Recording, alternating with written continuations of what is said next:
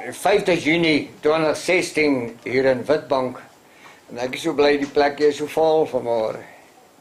En so bly oor jou kindertjies wat ons vanmôre hier kon onder Vader se hand kom neersit.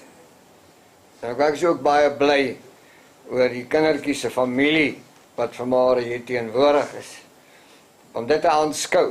En ek weet sulke dinge word altyd onthou tot in die verste geslagte.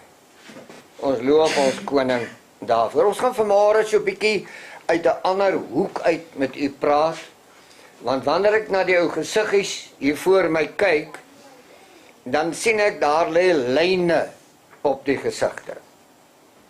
En daar sit 'n frons tussen die oë.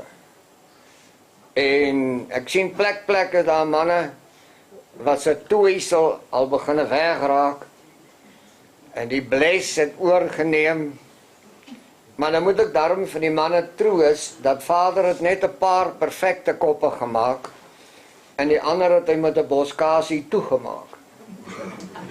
Maar nou u moet verstaan dat ons moet saggies met mekaar werk, want ons kom 'n lang pad. Ons kom 'n struikelpad, 'n strompelpad. Ons kan amper vanmôre vir mekaar sê dat ons het 'n Via Dolorosa geloop. Tot hier. En ek is in my hart heeltemal oortuig vanmôre dat as ons genoeg tyd het en elkeen hier voor sou kom staan maak het en hy maak hy of sy die hartkaste aan die binnekant oop, sal ons luister na skrikwekkende verhale van trane, verhale van moedeloosheid, verhale van teneergedruktheid, verhale van gedagtes om alles tot 'n einde te bring. U sal skrikwekkende getuienisse hoor van elkeenetjie wat hier sit. Maar dit is die pad waar langs ons gekom het. Maar die mooi van die oomblik lê binne die tema van hierdie dag weggelê. Wat ons graag met ekstase wil noem, geslypte diamante. Maar ek moet eers vir u ietsie vertel van 'n diamant. Al lê hy binne 'n modderpoel, bly hy 'n diamant. Al lê hy in die dieptes van die aarde weggebêre, bly hy 'n diamant. U kan hom in 'n koekie sunlight seep toemaak en hom binne in 'n donker kas toesluit, dan sê ek vanmôre vir jou, hy bly 'n diamant. Hy verander nie deur die omstandigheid nie. Hy verander nie deur die aardskuddings nie. Hy verander nie deur die storms wat oor hom verbygegaan het nie. Nie die vuur van die aarde het hom verander nie. Hy bly diamant. En dan kom ek by die plekkie waar ek aan die binnekant wil kom raak.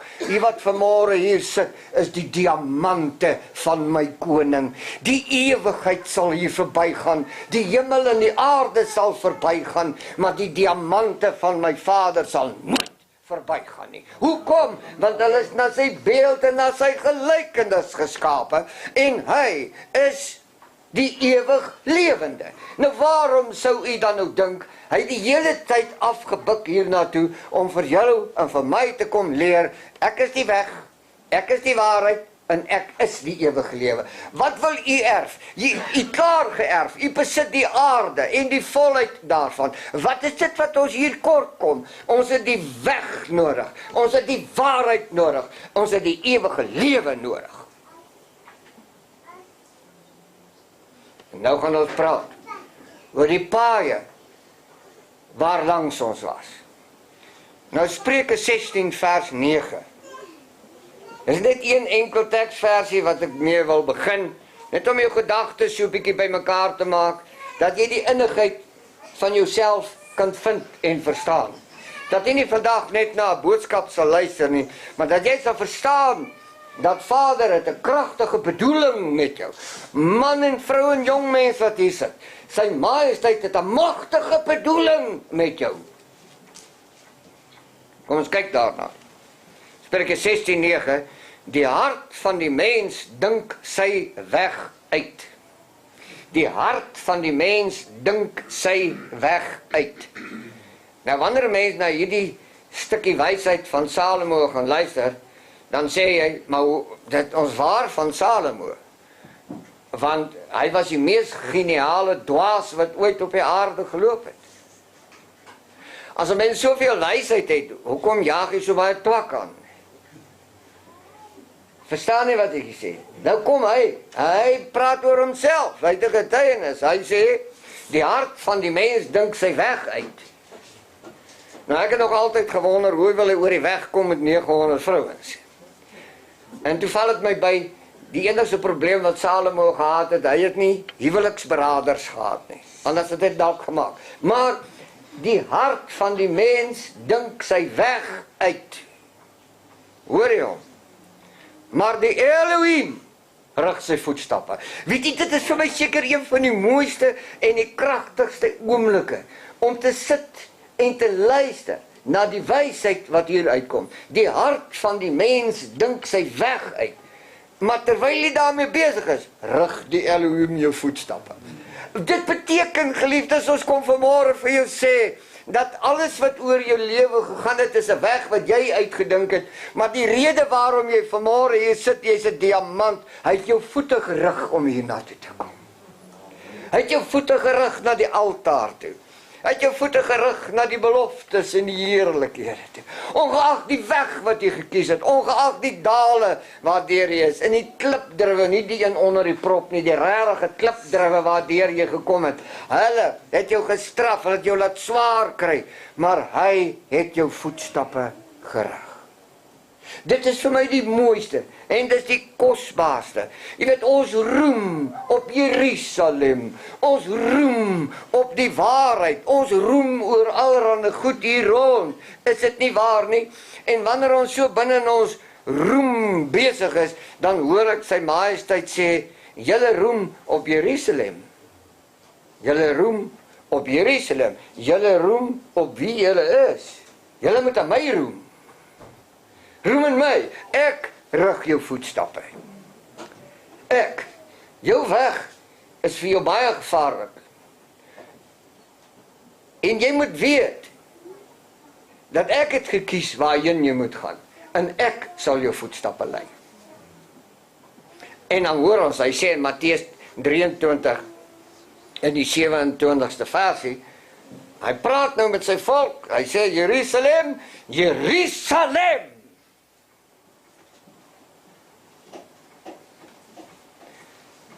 Jy wat die profete doodmaak en stenig die wat na jou gestuur is. Nou dit is 'n tipiese ding wat binne in enige gemeenskap gebore word. As daar iemand daar vanaf hiernatoe kom en hy sê, die goed wat julle hier doen is verkeerd. Dit is verkeerd, dan sê hulle vir hom, moenie van ons spreek nie. Kry jou ry. En as hy nie wil ry nie, dan tel hulle sonsitters op, om hom spoed te laat kry. Hoekom? Dit gaan oor jou weg, wat jy gekies het. Maar die Elohim het nooit jou voete so gerig nie. So ons moet binne in die konteks van hierdie hele verhaal, ons eie optredes evalueer, aan die hand van Vader se bedoeling. Hy sê ons maak die profete dood. Nee, ons maak nie die profete dood nie. Ek het nog nooit 'n profeet doodgemaak. Ek het nog nooit iemand gestenig nie. Maar nou sê ek vanmôre in hierdie vergadering, as jy iemand van jou tong af laster, het jy hom gestenig. Jy het sy liefde laat doodgaan vir jou. Jy het hom doodgemaak, sê die boek in Klein Johannes. Ons soek vrede, hoor nou hierheen, ons soek vrede binne in 'n rampgebied wat ons self opgerig het. En moet nou vir my mooi luister. Ons soek vrede binne in 'n rampgebied wat ons self opgerig het. Hoekom? Want die hart bedink sy eie weg, is dit nie? Daar sê, nou binne in hierdie rampgebied soek ons nou vrede. En ons het nog 'n ding wat ons doen, want ons paaie wat ons hiernatoe gebring het, het gemaak dat ons praat oor wat kon gewees het. Ken jy hierdie ding, as ek maar? Ken jy dit? Ek ken hom baie goed. So, as ek maar net geluister het, maar net my oë oopgemaak het, net so 'n bietjie raad opgesoek het, as ek maar, dan kon dit dalk anders gewees het.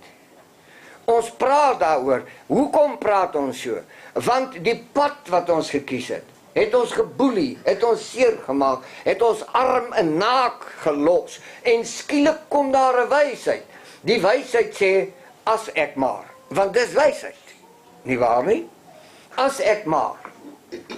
En ons moet luister, ons het nie antwoorde of raad binne in ons selfgeskepte rampgebied nie. Nou kom ons praat net met mekaar vanmôre in 'n duidelike boeretaal, dat ons dit almal sal verstaan. As jy so 'n bietjie moeg voel, staan sommer op jou stoel en sê so. Jy moet mooi hoor wat ek vandag vir u sê. Die plek wat jy buitekant heers, het ons geskep. Moenie vir my sê, jy het in deur agter in 92 en 99, waar ook al, nee gestem nie. Jou nee was kragteloos. Jou nee was soos om die see met 'n besem te stop. Weet jy hoekom? Want dit was jou nee. Dit was nie die nee van die Elohim nie. Want jy kan nie sy krag stop nie. Jy kan nie hom boelie nie. Jy kan hom nie rondskuif nie. As jy in sy naam nee gesê het, dan was dit nee. So jou nee was jou persoonlike nee. Jy hou nie daarvan, ek ook nie. Maar wat is die boodskap vanmôre? Jy klaar vergeet, geslypte diamante. Wil jy vragtig vanmôre vir my kom sê, 'n diamant word met 'n koekie sunlight seep geslyp? Jy stem met my saam, dit beteken, die vlakkie wat op hom geslyp word, word gedoen met 'n metaal wat harder is as wat? As hy self, as 'n diamant. Ek het gesê, hierdie is die diamante van my vader. Dink jy nou regtig, jy sal met 'n poeierkwas geslyp raak?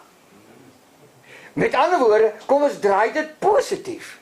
Die goed wat met jou gebeur het, het wat vir jou gebring? 'n geslypte toestand.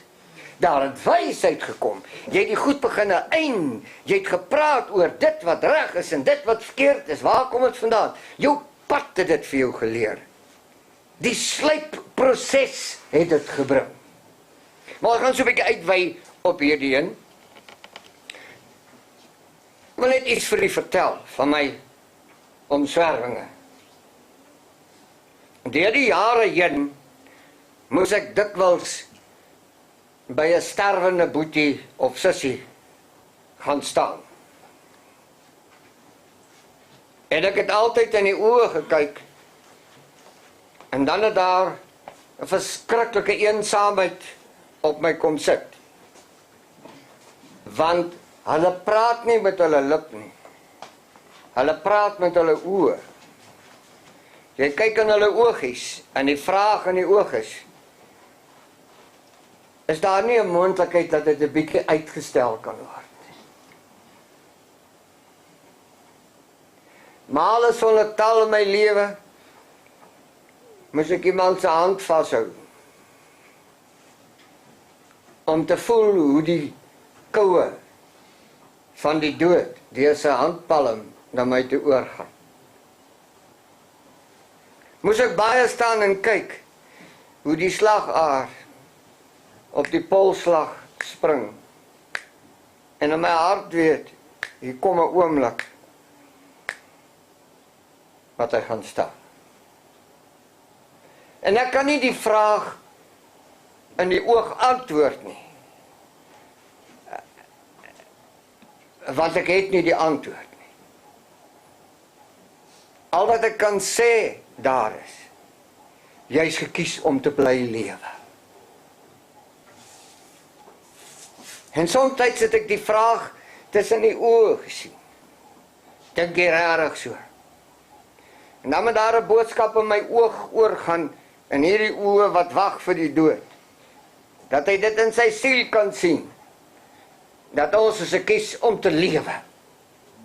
Want die diamante van my koning het nie 'n afsnyplek nie. Hulle het nie 'n tot niet gaan oomblik nie.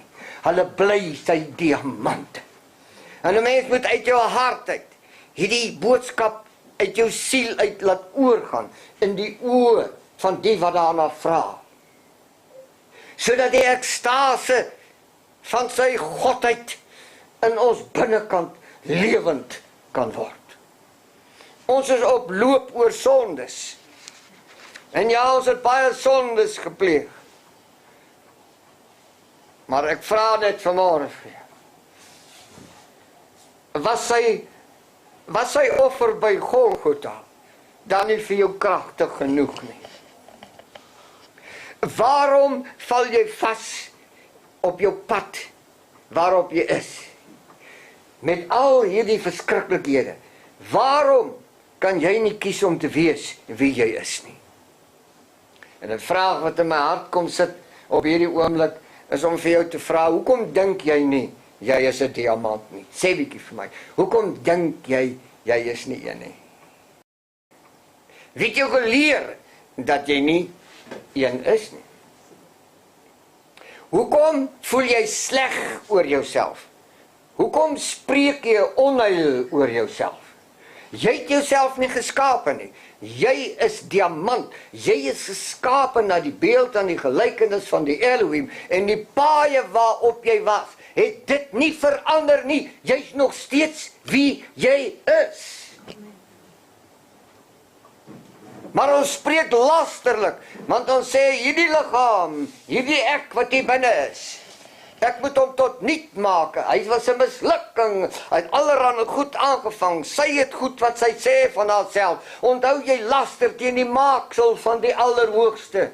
Stop dit vandag. Het ons skeef getrap. Het ons in 'n gat getrap. Het ons die verkeerde woorde gebruik. Ja, 1000-mal ja. Maar dankie vir sy inspraak.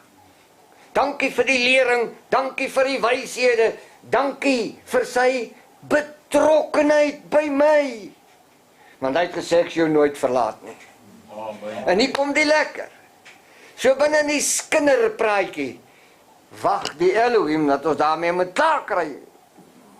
Wanneer ons 'n boetie en 'n sussie laster, is hy die stille toehoorder. Hy wag dat ons daarmee moet klaar kry. Hy was nooit weg nie. Waarom? Want hy het gesê, ek sal jou nooit verlaat nie. Ek sal met jou wees tot aan die volleinding. Het hy nie so gesê nie? En daar waar jy selfmoordgedagtes gekoester het, het hy gewag om te sien wat gaan jy maak met sy maaksel wat hy geskep het. Daar waar jy gesê het, dit is 'n moedelose toestand en niks sal ooit weer regkom nie, besef jy dat jy daar teen die Almagtige en teen sy krag en teen sy majesteit ingepraat het, want as hy sê ek sal met jou wees tot aan die volleinding van alle dinge, dan moet daar 'n halleluja in my binnekant uitbreek. Ek moet warm word oor hierdie wondergedagte. Ek koester my nie self meer as 'n mislukking nie. Ek sê ek was 'n diamant wat in die modderpoel geval het, maar prys sy naam, ek bly diamant. Nee.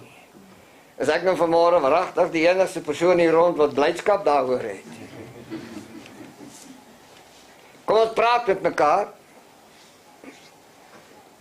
Jy sien, wanneer jy met iemand praat wat op sterwe lê, en jy sien hoe kruip die dood in sy lyf in, en jy sien die vraag in sy hart, dan word jy dapper. Jy word baie dapper binne in daardie oomblik. Jy word so dapper dat jy jou skynheilige manlikheid laat val. Jy word so dapper dat jy jou bril afhaal en dan huil jy saam met hom of haar. Jy huil daar. Jy huil diep en innig. Want jy sien, ek wens so daar was 'n ander woord. Jy moet my hart hoor vanmôre. Ek wens daar was 'n ander woord vir huil. Want ons sit almal hier met droë oë. Maar jy het vergeet in die nagure in jou alleenheid. Toe dan niemand naby was om jou hand vas te hou nie, het jy ook alleen gehuil. Ek wens vanmôre so uit die diep kant van my hart, daar was 'n ander woord vir huil. Maar terwyl ek so geworstel het met hierdie, toe besef ek skielik, dis die diepste sielsgebed sonder woorde. Om te huil is 'n sielsgebed sonder woorde. En die Jesaja boek leer vir my dat sy majesteit woon by die verbryseldes van hart. En wanneer die siel opgaan, dan sê hy, ek het 'n ewige belofte aan jou gemaak, my siel, ek sal jou nooit verlaat nie. Dit verdien 'n halleluja. Dit verdien 'n staande ovasie. Dit verdien 'n trompetgeskal, dat terwyl ek gedink het ek is 'n nutteloosheid, toe sê hy, moenie so dink nie, ek het jou geskape, ek het jou geformeer, ek sal met jou wees, jy's my besitting, ek sal jou nooit verlaat tot aan die volëinding. En weet ek nie, wat is dit wat ons nog wil hê nie. En wanneer die manne by my sit in die studeerkamer, dan hy oor die dinge en die doene. En dan vele die trane so met hulle hande af, want hulle het nou nie 'n sakdoek saamgebring. Ek gee hom ook nie een nie. Ek wag vir hom. Dan sê ek, luister my ou broer, kom ons huil saam oor jou eina. Dan gaan die trane, dan gaan die krane oop. Want daardie huil is die mooiste mooi. En dit is so dat daar vir ons geleer is, dat cowboys don't cry, sê die Engelsman, except in the presence of his horse. Weet jy hoekom huil hy by sy perd? Sy perd gaan nie skinder oor sy trane nie. Maar wanneer my koning buite Jerusalem ween, dan sê ek het die reg om 'n sielsgebed te doen, want ek het nie woorde. Maar my siel laat my liggaam in ekstase uitbars. Dat ongeag my omstandigheid, hy my nooit sal verlaat nie. Nooit. Nooit. En nooit so lang tyd. Ons gaan oor lewenspaaie, oor keuses. Ons maak goeies en ons maak slegtes. En ons keuses gaan oor moedeloosheid. Moedeloosheid dwing jou om bepaalde keuses te maak. Moedeloosheid maak dat jy 'n pad kies. Moedeloosheid maak dat jy planne beraam. Somstyds is moedeloosheid besig om 'n instrument in die hand van die Satan te word. Hy fluister in die oor, man, trek jy sneller, man, kry klaar, drink die muurgif, hang jy op aan 'n tou, kry net klaar, dan is al die pyn verby. Die ewige berader is altyd besig om die diamante van my Vader te wil laat breek, tot niet te maak, dof te maak. Maar prys sy naam, hy en niemand anders op die planeet kan dit regkry nie. Want 'n diamant bly 'n diamant. Waar is hy? Sê ek halleluja, prys sy naam. Ons is wie hy gesê het, ons moet wees. Nou wanneer ons terugkyk op ons lewensweg, is dit merkbaar dat sy majesteit ons gelei het. Nie waar nie? So ons het 'n pad hier af gekies, en dit was 'n vreeslike pad. Nou weet jy, hy het saamgeloop. Hy het saamgeloop. Toe die manne gesyp het, dat daar van die nageslag nie 'n druppel gaan oorbly nie, of so het hulle gedink, was hy daar. Hy het gewag dat hy nugter word. Hoekom? Want hy het gesê, ek sal met jou wees. En hy is betroubaar. Hy het jou nog nooit gelos nie. Nie waar nie? Hy verdien mos om dan aanbid te word. Hy verdien mos dat daar 'n jubeling uit my hart uit sal opgaan. Amen.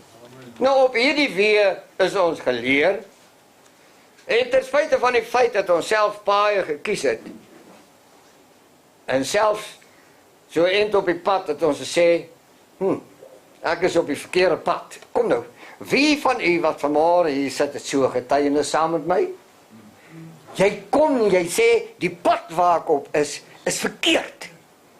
Wie het so ervare? Waar is die hande? Daar is hy prys hom, almal van ons het so getuienis. Weet jy waarom? Die Elohim was daar. Hy sê, my seun en my dogter, jy is op die verkeerde pad. En wat gebeur? Jy maak 'n omswaai.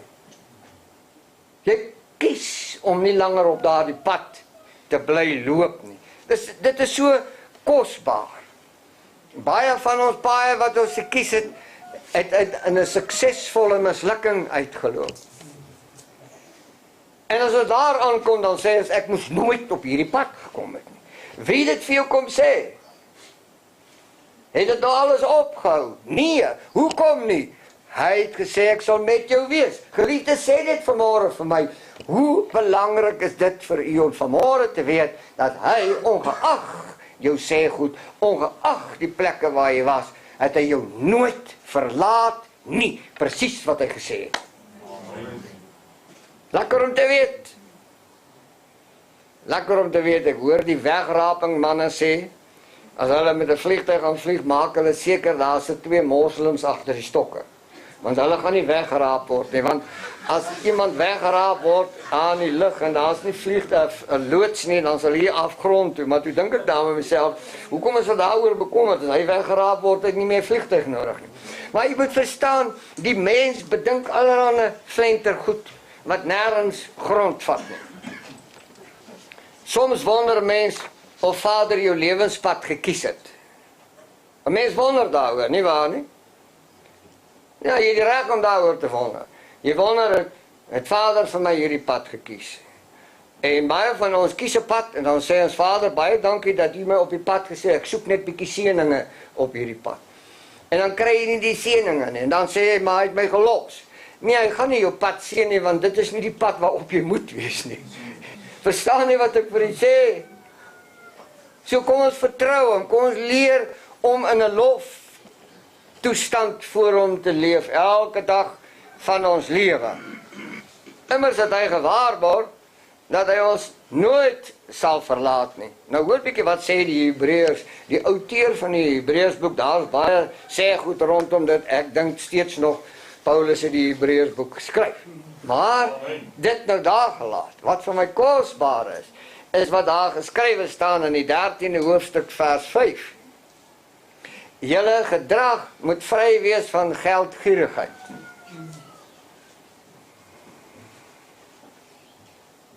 Julle gedrag moet vry wees van geldgierigheid. Nou dit gaan nie oor die geld nie. Dit gaan oor die gierigheid. Vader het nooit gesê, ons moet flenters wees nie. Hy het gesê, die aarde en die volheid daarvan behoort aan my. Is ons sy wettige erfgename. Amen. Nou hoekom het hy gesê, ons moet arm wees op 'n planeet, waarvan hy gesê het, ons besit alles. Kom praat met my. Maar hy sê, moet nie gierig wees nie, dis die gierigheid wat die ding veroorsaak. En daar's 'n klomp ouens wat, hulle het 'n stewige ou geldjie ergens. Maar nou hoor ek Vader sê, wat sal jy vir my as 'n losprys vir jou siel gee, as ek hom vandag van jou af terugroep? Wat sal jy gee as 'n losprys? Hy sê, ek sal jou nooit begewe, en jou nooit verlaat nie, en dan daarom, wees tevrede met wat julle het. Nou kom ons praat gou daaroor. Wat het ons? Kom, wat het ons? En die Here is die ewige lewe. Ons het die beeld en die gelykenis van die Elohim wat nie vernietig kan word nie. Hy sê, wees tevrede met wat julle het. En omdat julle so is, sal ek julle nooit verlaat nie. Want hy verlaat nie sy eie beeld en sy eie gelykenis nie, geliefde. Wat is die probleem?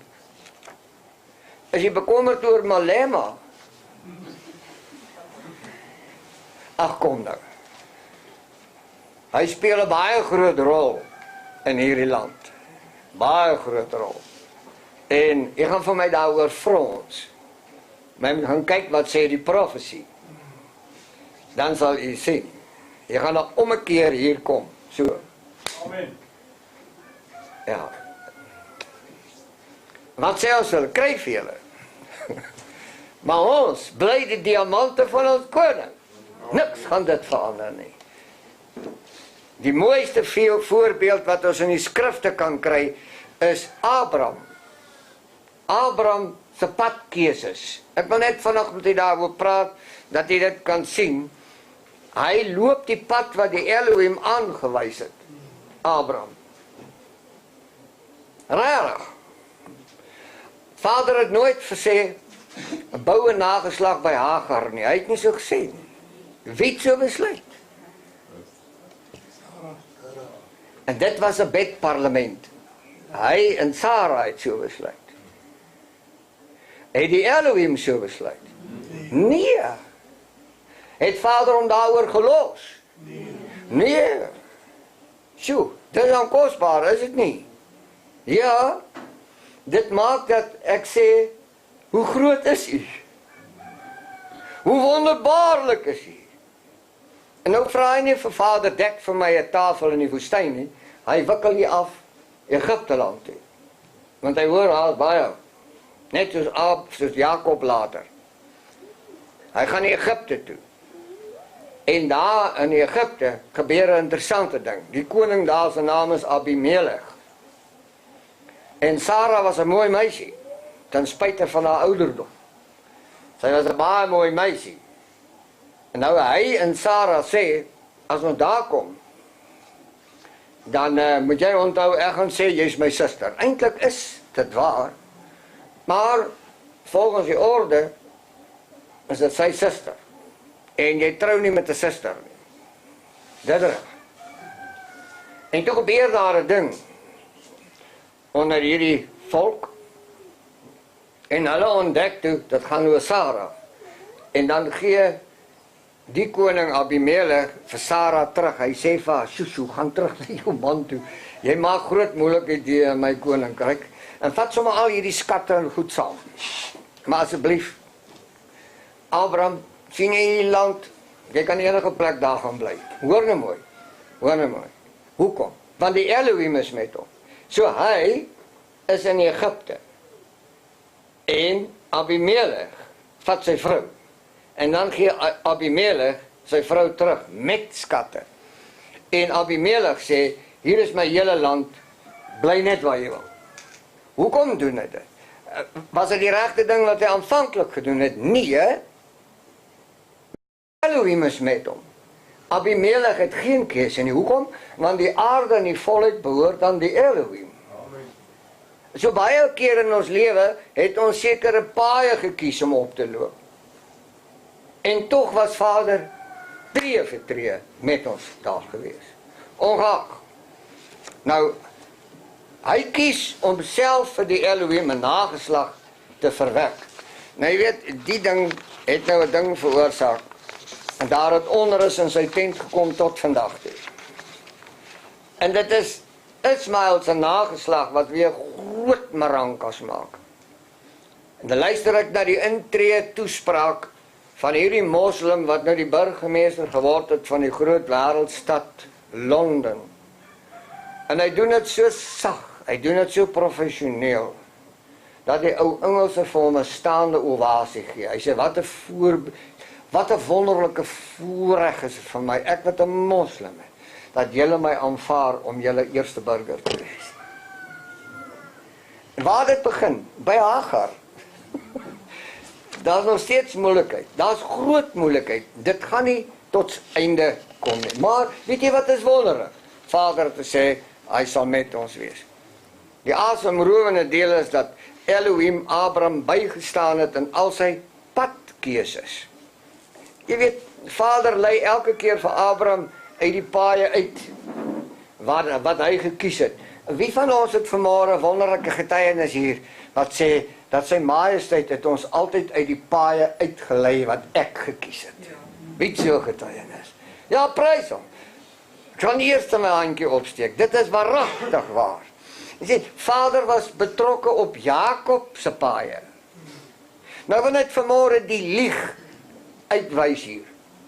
Jakob het nooit gelieg oor die eersgeboorte reg nie. Amen. Hy was van dag 1 af die Elohim se eersgeborene. Wil jy nou waaragtig vir my sê dat Isak, wat 'n skaap en 'n bok boer was, hy voel hierdie bokhaar. Al wat hy nie kon uitklaar nie, was dit 'n ram of was dit 'n ooi nie. Maar hy voel so. Hy sê, hierdie is die arms van Esau, maar die stem van Jakob. Daar was nooit 'n lieg nie, hy het geweet. Hoekom? Die engel het gesê. So die Elohim het Jakob nooit verlaat nie. Nie eens in die baarmoeder het hy hom verlaat nie. Dit is absoluut wonderlik. En is ons uit Jakob gebore, ja of nee? Praat met my. Maar dan is die Elohim ons nog vandag nog met ons, want hy het gesê hy sal ons nooit verlaat nie. Dit is die kosbaarheid. Nou hoor bietjie hierheen. Terwyl hy dit weet, kies hy die worstelpaaie. En weet jy waar eindig hy? By 'n klipkussing. Kan jy dit onthou? Ja. Hy eindig by 'n klipkussing. Dit is nie lekker om op 'n klipkussing te slaap nie. Maar almal van ons het een of ander moment in ons lewe by daardie klipkussing uitgekom. Vanweë ons worstelpad wat ons geloop het. Maar dit is by die klipkussing waar die Elohim wag dat jy wakker word en sê, ek het jou nie verlaat, ek is nog steeds hier so. Kom ek beduie vir jou, wat wil ek van jou hê? Kyk 'n bietjie op. Luister na my stem. Luister 'n bietjie in jou innigheid na die groot beloftes wat ek vir jou weggelê het. Hou op kerm oor jou klipkussing. Kom hier. Wandel die pad met my saam. Ons moet hard stry in ons lewe om 'n onderskeid te maak tussen regte en verkeerde keuse. Dit is 'n vreeslike stryd. Ons kan maklik 'n verkeerde besluit neem, 'n verkeerde keuse maak. Eens meer, so ons moet hard stry binne in ding. Maar as ons 'n verkeerde keuse gemaak het, is dit 'n stuk gereedskap aan Vader se hand om nog 'n plekkie te sluit. Want as jy hom klaar gemaak het, dan sê jy, dit sal ek nooit weer in my lewe doen nie. Was hy betrokke? Natuurlik was hy betrokke, want hy het gesê hy sal jou nooit verlaat nie. Vir my is dit 'n lekker enetjie om te weet. Nou, soms kies ons 'n pad en dan Vader leer ons 'n bietjie dissipline. Ons kies 'n pad en dan dissiplineer hy ons op daardie pad. Dis interessant. Jy weet, 'n pa, as hy sy seun pak gee, dan looi hy hom nou. My pa het altyd gesê, 'n kind se ore sit op sy boude. Maar dan tigtig hy hom so, en dan tigtig hy hom so, en dan luister hy so. Weet jy hoekom luister hy? Hy wag vir die regte geleide. Is dit nie? Daar's hy. En as die regte geleide nie kom nie, dan vat hy die swaai so 'n bietjie verder, en dan gee hom 'n bietjie meer spoed, en hy luister. Die regte klanke kom, wanneer hierdie mannetjie sê, pa, ek sal nooit weer nie. Dis die regte klanke. Dan hou die pak sla op. Dan kry jy 'n vryf oor die kop en sê jy, laat dit vir jou les wees. So ek sê, so Vader glimlag eintlik op die pad waarop ons gaan. Maar hy dissiplineer ons op daardie pad. Ons kry pyn daar, ons kry seer daar, ons allerhande goed wat oor ons kom. En dan sê ons daar, ek sal nooit weer op hierdie pad gaan nie. Is dit nie dissipline nie? So Vader leer ons elke dag van ons lewe die kosbaarste dissiplines. Kom ons loof hom daarvoor. Die ekstase van die oomblik is, hy sal ons nooit alleen laat nie. Ons dink aan Salomo se paaie. Sjoe, Salomo het daar 'n ding begin wat hy nooit moes begin het nie. Ons lê vandag nog onder die goed wat hy begin het. Handelsbetrekkinge met die nasies. Dit was die internasionale wêreld. Ek kan nie bestaan, sê Salomo nie. Dit staan in die stryd om vertaling, is nie in julle Bybel nie. Ek kan nie bestaan sonder die nasies nie. Ek moet handelsbetrekkinge hê. Ek sal nie kan koop of verkoop as ek nie betrekkinge met die nasies het nie. En toe hy dit doen, moes hy vir elke nasie se God 'n staanplek in sy koninkryk gee. Vreeslike paaie wat Salomo op was. En toe sê Vader, skryf al hierdie wedervarings vir my in 'n boek, dat die nageslag kan sien hoe dom was jy. En dat hulle daaruit kan leer om nie die goed te doen wat jy gedoen het nie. En wragtig, hier is ons terug. En ons doen presies wat Salomo gedoen het. Amen. Nou wat nou? Maar gaan Vader ons nou daaroor los? Nee, hy gaan ons nie daaroor los nie, want hy het gesê, ek sal met julle wees. Nou ek wil nie met die politiek praat nie. Jy moet net luister na Samson. Wat het Samson se paaie gemaak? En hierdie meisiekind Delila, dit was 'n voorblad nooi. Ek meen, hy kon haar glad nie weerstaan nie. Ja, mooi meisies onder sy eie volk, maar hierdie girl. En sy het hom klaargemaak. En uiteindelik eindig die verhaal waar Samson se oë uitgesteek is en sy tong is uitgesny. Waar is hy? Hy is in die plek van die muil. Hy sleep die meel. Vir wie? Vir die Filistyne. Nou kan ek vertel vir jou boervolkie, wat het jou godsdienst met jou aangevang? Hulle het jou oë uitgesteek dat jy nie kan sien nie. Hulle het by wyse van wetgewing jou tong uitgesny dat jy nie kan praat oor wie jy is nie. En jy sleep die meel in hierdie land vir nasies wat nie aan jou behoort nie. Amen. Maar die goeie nuus is, ek sal jou nooit verlaat nie. Amen. En dan sê Samson vir die klein seentjie wat hom rondgelei het, vat my net na daai groot pilare toe. Hy sê, my Elohim, gee my nog net hierdie een kans in my lewe. Dan verwoes hy die hele leierskap van die Filistyne. Hoekom?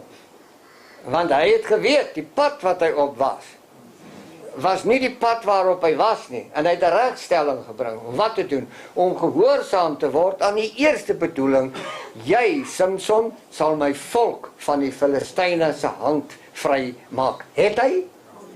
Het hy verkeerde paaie geloop? Natuurlik het hy verkeerde paaie geloop. Maar het die Elohim hom teruggebring na die bedoeling toe? Ja, hy het hom teruggebring na die bedoeling toe. Was hy suksesvol in sy bedoeling? Ja, hoekom? Hy's 'n diamant van die Elohim. En u wat vanmôre hier voor my sit, hoekom voel u nie in ekstase oor u self nie? Hoekom wil jy altyd praat oor jou getuienis van die sondes en al die goed wat jy verkeerd gedoen het? Hoekom het jy nie 'n getuienis vanmôre dat ongeag die paaie waar ek op was, die Elohim het my nooit verlaat nie, want dit het gebeur en dit gebeur en dit en dit en dit, alles tot eer van sy. Amen.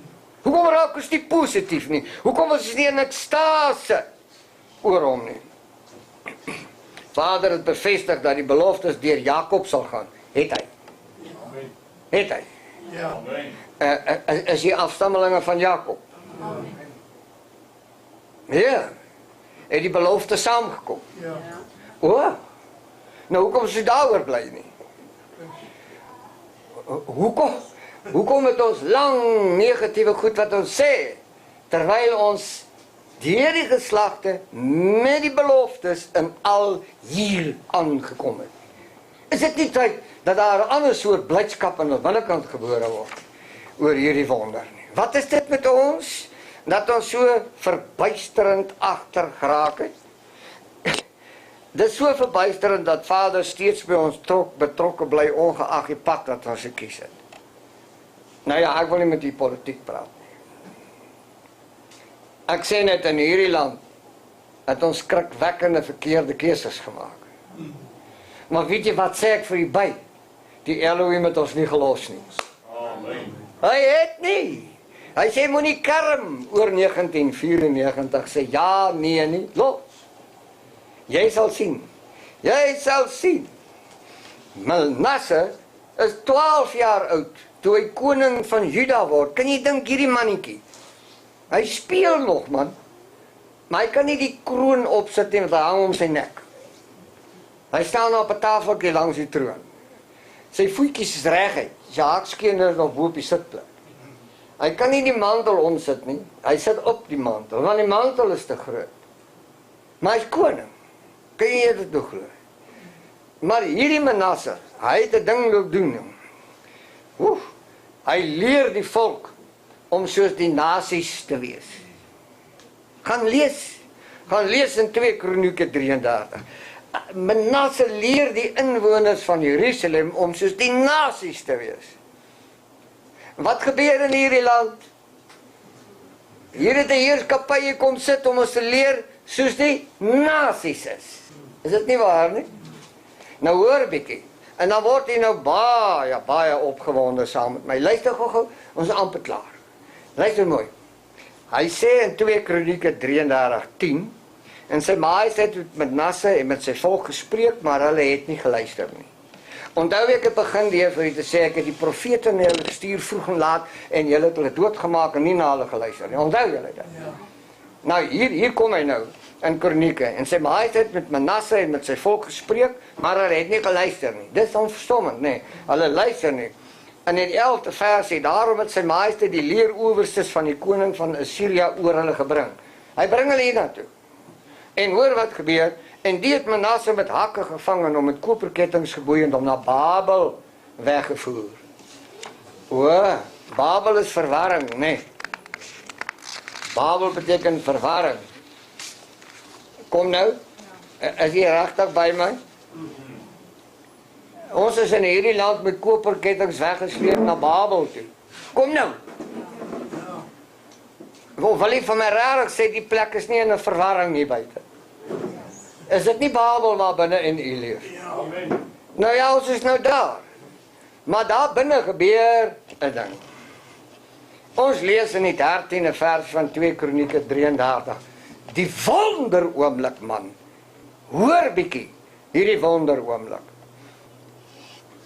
En tot hom gebid en hy het hom verhoor en na sy smeking geluister en hom na Jerusalem in sy koningskap teruggebring. So wat sê hy? Die Elohim loop saam met hom binne in sy boeie Babel toe. En hy wag daar vir Manasse. En hy wag daar. En hy wag vir môre nog geduldig. Totdat ons vir hom sê, wie is hy en wie is ons? Amen.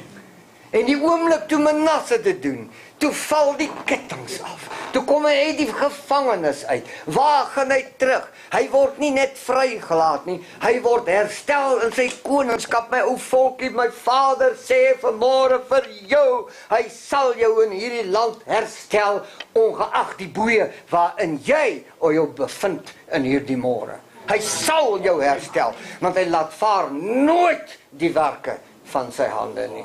Nooit, ooit nie. 1 Samuel 8 leer vir ons 'n lewensles. Wille koning hê en wille koning hê en wille koning hê.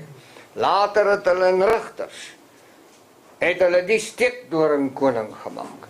En die steekdoring het hulle geroer, hoor. Ons het 'n steekdoring vandag as koning.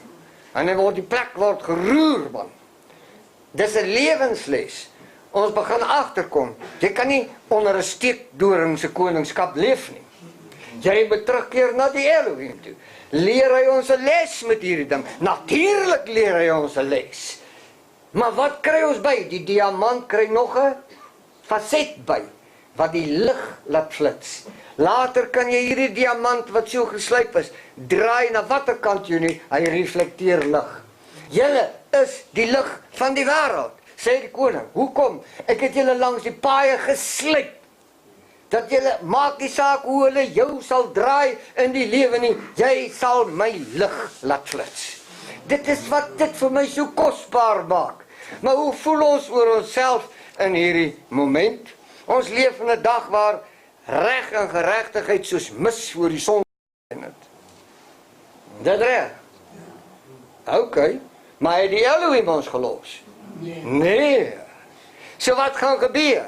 Die reg en die geregtigheid gaan terugkeer. Is dit nie 'n opgewonde deel nie?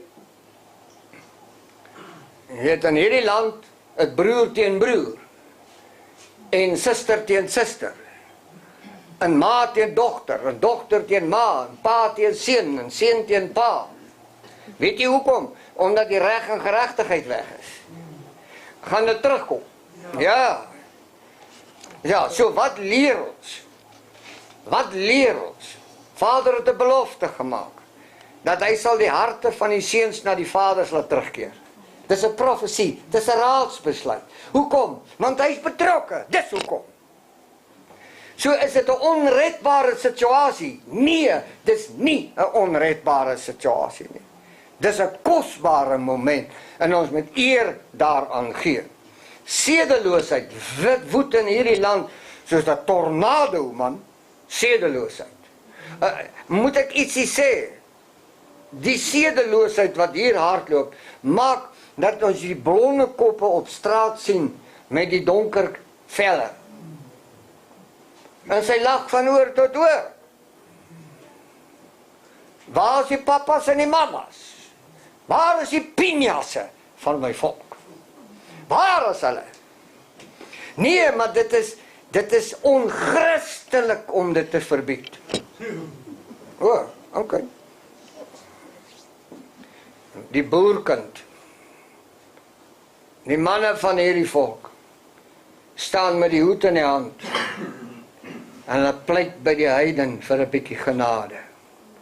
Hy weet nie eers, die Elohim is reg langs hom. Alwaarvoor hy wag, is jy moet erken, hy's daar. Dan gaan die situasie verander. Prys sy kosbare naam. Ons het nie nodig met ons oë op die grond te kyk nie, want ons Elohim is met ons. Ons keuses het hartseer gebring, bitterheid gebring, vertwyfeling gebring. En soos in die Tweede Vryheidsoorlog, terwyl die ding op sy hitte was daar 'n groot deel van die kommandos wat weggebreek het, en hulle het by die Engelse 'n eed van neutraliteit loop aflê. Ek is nie vir my volk nie en ook nie vir julle nie. Los my. Ek is eintlik niemand nie. En dat is vir my verstommend hoe hierdie volk gekies het om 'n niemand te wees, terwyl die Elohim gesê het, ek sal jou nooit verlaat nie. Hoe kan jy 'n niemand wees? Hoe kan jy 'n neutraliteit hê as jy weet dat sy majesteit is met jou? Hy hier is die veg nie teen my. Hy is my krag, hy is my wysheid. Psalm 23 sê, majesteit Jahwe is my herder en niks sal my ontbreek nie. Hoekom kan dit nie 'n kreet wees nie? Hoekom kan dit nie 'n nuwe dimensionele tydvak inlei in hierdie tyd nie? Waarom lyk ons so verwoes en verlate terwyl hy sê dat ek sal met jou wees tot aan die volleinde? Waarom is dit so? Vandag ervaar ons terdeur die rampe wat deur ons keuses gekom het. Nou sê ons die Elohim tugtig ons. Hy nie. Dis nie hy nie. Dis nie hy nie. Hy het gesê, wat jy saai, sal jy maai. As jy 'n storm saai, sal jy 'n storm maai. As jy dood saai, sal jy dood maai. Hy het so gesê, wat jy saai, sal jy maai. Aanvaar dit daar die beginsel van môre. Kom ons saai heerlikheid, kom ons saai oorwinning, kom ons saai blydskap, kom ons saai woorde wat heerlikheid bring aan sy majesteit, en ons sal dit maai, want hy het so gesê. Ons sluit af, hoor bietjie die ene. Ek sien hoe daar oral in hierdie land vuurtjies uitslaan. Oral slaan die vuurtjies uit. Oral sê hulle, die boervolk moet huis toe kom, die boervolk moet huis toe kom, die boervolk moet huis. Oral slaan die vuurtjies so uit. En ek sê, Vader, waarlik, u woord is waar, u het ons nooit verlaat nie. En dit is so dat die manne organisasies stig en godsdienstgroepies vorm. Maar weet jy wat begin hulle sê? Dis nie wie ons is nie, dit is wie ons is. En die vuurtjies begin brand. En dit gaan 'n groot vuur word in hierdie land. Hoekom? Want die Elohim het so gesê. Is ons bly daaroor? Is dit kosbaar? Hoeveel blydskap is daar? Ek wil vir u sê dat Vader se sluitwerk aan jou nader voltooiing. En ons moet begin 'n erkenning gee. Ons is nie meer soos wat ons 5 jaar terug was nie. Kom aan, praat met my. Is u soos wat u 5 jaar terug was? Nee, hoekom nie? Want die sluitwerk nader voltooiing. Gaan jy volgende jaar lyk soos wat jy vandag lyk? Nee, want die sluitwerk nader voltooiing. Jy gaan volgende jaar kragtiger wees. Jy gaan môre kragtiger wees. Jy gaan volgende maand kragtiger wees. Hoekom? Want die sluitwerk nader voltooiing. En niks kan dit stop nie. Hoekom? Want die Elohim het gesê, ek sal met jou wees. En weet jy wat gaan gebeur? Die geslypte diamante gaan in hierdie land op hulle voetsool kom tot eer van sy groote en heerlike naam. Amen.